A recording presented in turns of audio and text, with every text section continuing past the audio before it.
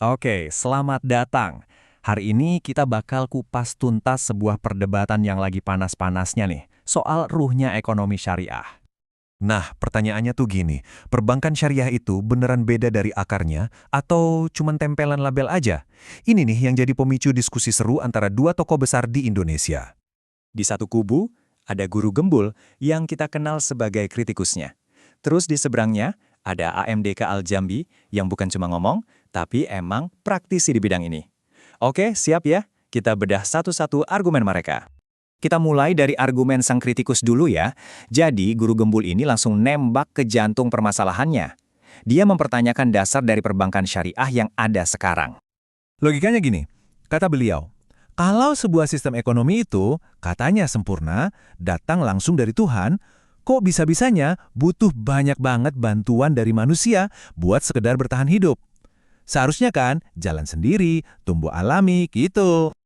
Nah, bantuan yang dimaksud tuh ini. Ada fatwa-fatwa yang seolah-olah memudahkan. Ada jaminan sukuk dari pemerintah, dapat pengecualian pajak ganda pula, plus insentif-insentif lainnya. Guru gembul melihat ini semua sebagai semacam alat bantu nafas. Menurutnya, ini bukti kalau sistemnya nggak berjalan sehat.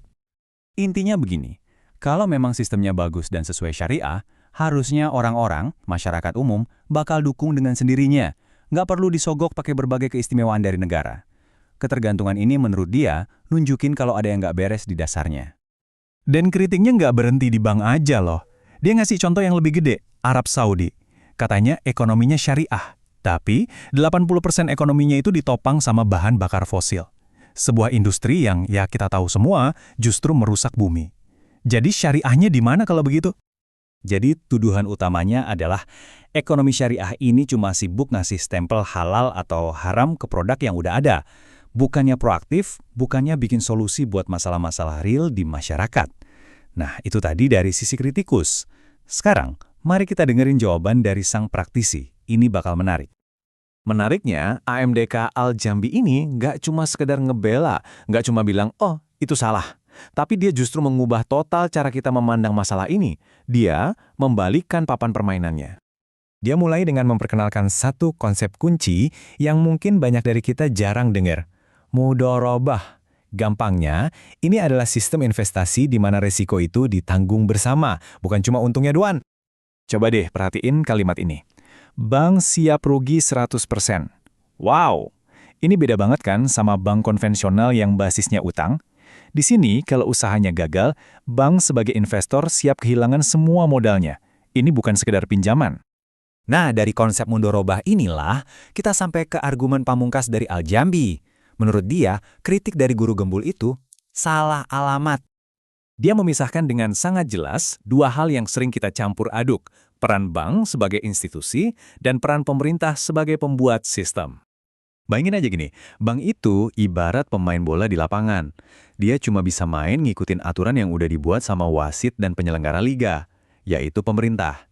Bank itu levelnya mikro, cuma satu aktor. Sedangkan pemerintah itu yang ngatur kebijakan makro, yang bikin aturan mainnya. Pemisahan ini jadi jelas banget kalau kita lihat contoh-contoh ini. Soal pinjol ilegal misalnya, tugas bank ya nawarin alternatif yang lebih adil, tapi yang bisa berantas pinjolnya, ya pemerintah dengan aturannya. Begitu juga soal judi online atau kurangnya lapangan kerja. Bank itu perannya di level mikro, membiayai bisnis. Tapi yang menciptakan iklim ekonomi yang sehat itu tugas makro, pemerintah. Jadi pertanyaannya sekarang jadi beda kan? Adil nggak sih kita menyalahkan para pemainnya? Padahal yang bermasalah mungkin aturan mainnya. Fokusnya jadi bergeser, bukan lagi ke mbak-mbak teller, tapi ke para pembuat kebijakan di atas sana. Tapi tunggu dulu. Al-Jambi nggak bilang bank itu suci tanpa dosa loh. Justru sebaliknya, dia jujur banget dan ngasih pengakuan yang cukup mengejutkan soal apa yang terjadi di dalam bank syariah itu sendiri. Dia belak-belakan ngebagi pegawai bank syariah juga 4 tipe. Dan lihat deh, yang benar-benar soleh, yang motivasinya murni karena akidah, itu cuma sekitar 5%. Sisanya, ada yang masuk karena SK, ada yang ngejar karir, ada juga anak baru lulus yang mungkin belum paham betul. Tentu saja, ini ngaruh banget ke prakteknya di lapangan. Makanya kata Al-Jambi wajar banget kalau Anda atau saya merasa, kok sama aja ya bank syariah sama konven? Karena kemungkinan besar, orang yang kita temui di bank itu ya dari 3 kelompok mayoritas tadi.